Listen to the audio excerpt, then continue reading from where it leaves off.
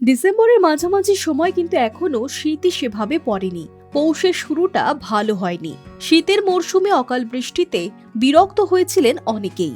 তবে বৃষ্টির মেঘ আপাতত সরে গিয়েছে। আগামী কয়েকদিন উত্তর বা দক্ষিণবঙ্গে কোথাও বৃষ্টির কোনো সম্ভাবনা নেই বলে জানাচ্ছে আলিপুর আবহাওয়া দফতর। আবহাওয়া মোটের উপর শুকনোই থাকবে।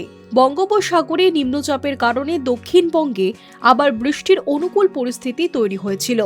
তার জেরে তাপমাত্রাও বেশ খানিকটা বেড়ে গিয়েছিল গত কয়েকদিনে। এখনও তা স্বাভাবিকের থেকে বেশি রয়েছে।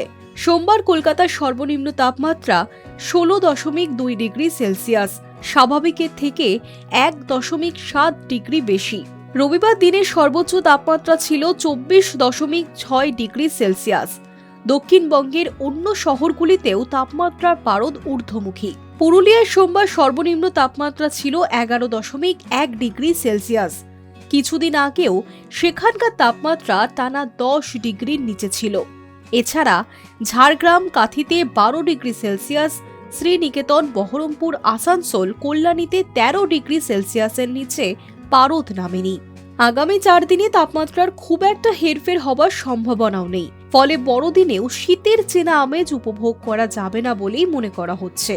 দক্ষিণবঙ্গে পূর্ব বর্ধমান, পশ্চিম বর্ধমান, বীরভূম এবং মুর্শিদাবাদে আগামী কয়েকদিন হালকা থেকে মাঝারি কুয়াশার সতর্কতা রয়েছে। সকালের দিকে কুয়াশার কারণে সমস্যা হচ্ছে কলকাতাতেও। উত্তরবঙ্গের ক্ষেত্রে দার্জিলিং, কোচবিহার এবং জলপাইগুড়িতে ঘন কুয়াশার সতর্কতা জারি করা হয়েছে। এই জেলাগুলিতে সকালের দিকে কুয়াশার কারণে দৃশ্যমানতা নেমে যেতে পারে 50 মিটার পর্যন্ত।